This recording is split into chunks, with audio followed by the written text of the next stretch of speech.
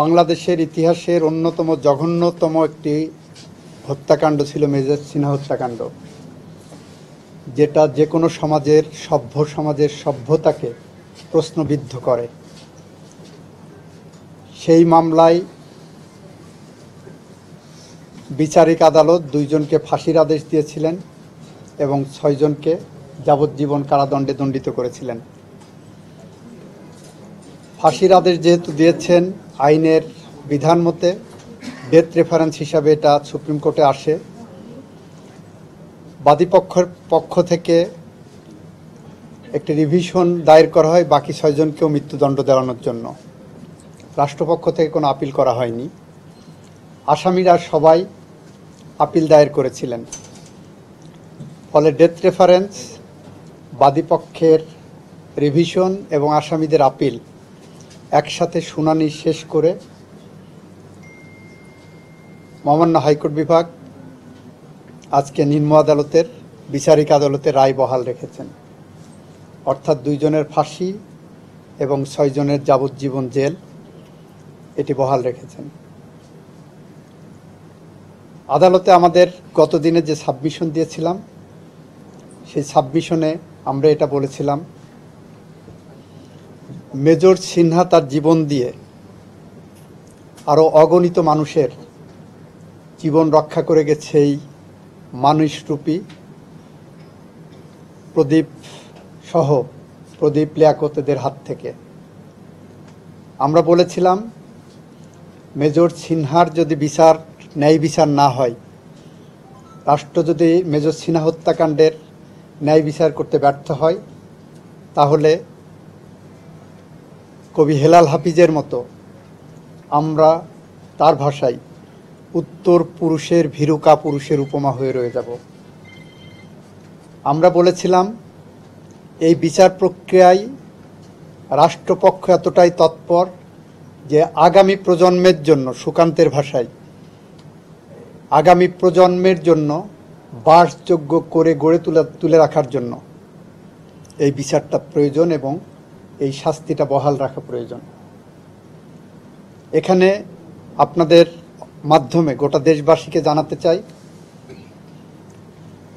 এই মামলায় আসামি পক্ষ একটি অ্যালিবাই নিয়েছিল।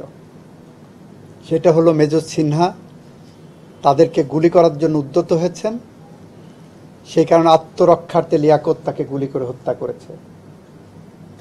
আমরা আদালতের সামনে দেখাতে সক্ষম হয়েছি 2টা জিনিস। নাম্বার 1, অ্যালিবাই যদি ধরে নেওয়া হয়, তাহলে তারা right of private defence exercise করেছেন। Right of private defence exercise করতে যেয়ে তাকে ডক্ট্রিন অফ প্রপোর্শনালিটি অ্যাপ্লাই করতে হবে।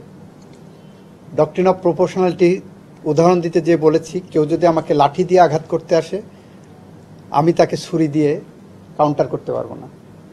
কেউ যদি আমাকে ছুরি দিয়ে আঘাত করে, আমি তাকে গুলি করতে পারবো না। সেখানে মেজর সিনহার যে এপিসোড ওখানে আসছে, আমরা দেখাতে পারলাম যে সে গাড়ির থেকে নেমেছে 2 হাত উঁচু করে। যখন 2 হাত উঁচু করে উনি নিচে আসেন, তার মানে উনি আত্মসমর্পণ করেছেন। তখন প্রথমে তাকে 2টি গুলি করা হয়েছে, একটু এগিয়ে যেয়ে আরও 2টি গুলি করা হয়েছে, সেখানেই থেমে থাকেনি। লিয়াকত তার নিথর দেহে পা দিয়ে আঘাত করেছে। প্রদীপ এসে তার নলির উপরে বুটের আঘাতে মৃত্যু নিশ্চিত করেছে।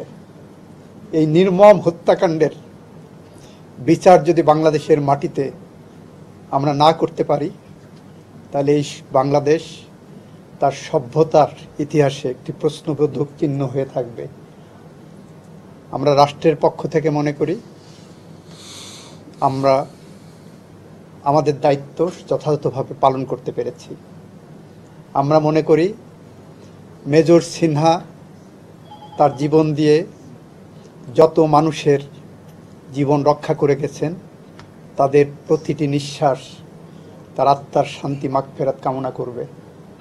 আমরা মনে করি মেজর সিনহার যারা সতীর্থ, সহকর্মী, বিশেষ করে সেনাবাহিনীর যে সমস্ত কর্মকর্তারা মেজর সিনহার বিচারের জন্য তাদের কণ্ঠ উচ্চারিত করেছিলেন, তারা আজকে একটু শান্তি পাবেন। কিছুটা হলেও হয়তো মেজর সিনহার শূন্যতা পূরণ হবে না, আর তারা মনে করবেন তাদের কণ্ঠে যে প্রতিবাদ উঠে এসেছিল সেই প্রতিবাদ একটি ভাষা পেয়েছে, একটি ন্যায় বিচার পেয়েছে। মেজর সিনহার আত্মার শান্তির জন্য তাদের এটার থেকে বড় কোনো ইবাদত হতে পারে না। এই মামলায় দেখছি না, উনি যদি অন্য কোনোভাবে সম্পৃক্ত হন অন্য কোনো মামলায়, সেটা অন্য ব্যাপার। এই মামলার সম্পৃক্ত করতে গেলে এই মামলার বিচার প্রক্রিয়াটা অনেক জটিল হয়ে যাবে আরও। এই মামলা আবার যদি রিমান্ডে যায়, তাকে ইনক্লুড করে আনা হয়, তাহলে ন্যায় বিচার পরাভূত হবে। আমি রাষ্ট্র আমার মক্কেল। আমি রাষ্ট্র যে প্রক্রিয়ায় হেঁটেছেন সেই প্রক্রিয়াটাকে একটি যৌক্তিক পরিণতির জায়গায় আমি নিয়ে গেছি। তৎকালীন রাষ্ট্র ব্যবস্থা নিয়ে তো প্রশ্ন আছে, সেটা আপনারা পাবলিক জাজ করবেন। কিন্তু আমি এই প্রক্রিয়ার মধ্যে এসে এমন কোনো পদক্ষেপ নিতে চাই না যে পদক্ষেপে এই ন্যায় বিচার যতটুকু পাওয়া গেছে এটা ব্যাহত হয়। আমরা যে ন্যায় বিচারটা আজকে পেয়েছি প্রিন্সিপাল অ্যাকিউজদের বিষয়ে, সেইটা কোনোভাবেই আমরা ব্যাহত করতে দিতে চাই না। এটা আমাদের, ধরেন লয়ার হিসেবে আমার মক্কেলের পক্ষে, রাষ্ট্রের পক্ষে একটা স্ট্র্যাটেজি। আদালত শুনেছেন, আদালত মনে করেছেন যে না, এটা রুল দেওয়ার মতো অবস্থায় নাই, ওনারা আলোচনা করে এটা আউট অফ লিস্ট করে দিয়েছে। এই মেজর সিনহা যে কালকে বলেছি, কোনো কোনো মৃত্যু পাখির পালকের মতো হালকা, কোনো কোনো মৃত্যু থাই পাহাড়ের মতো ভারী। মেজর সিনহার মৃত্যু আমাদের জীবনে থাই পাহাড়ের মতো ভারী হয়ে আছে। সেই ভার নিরসনের জন্য হলেও এই মামলাটা আমরা দ্রুত নিষ্পত্তি করার চেষ্টা করব।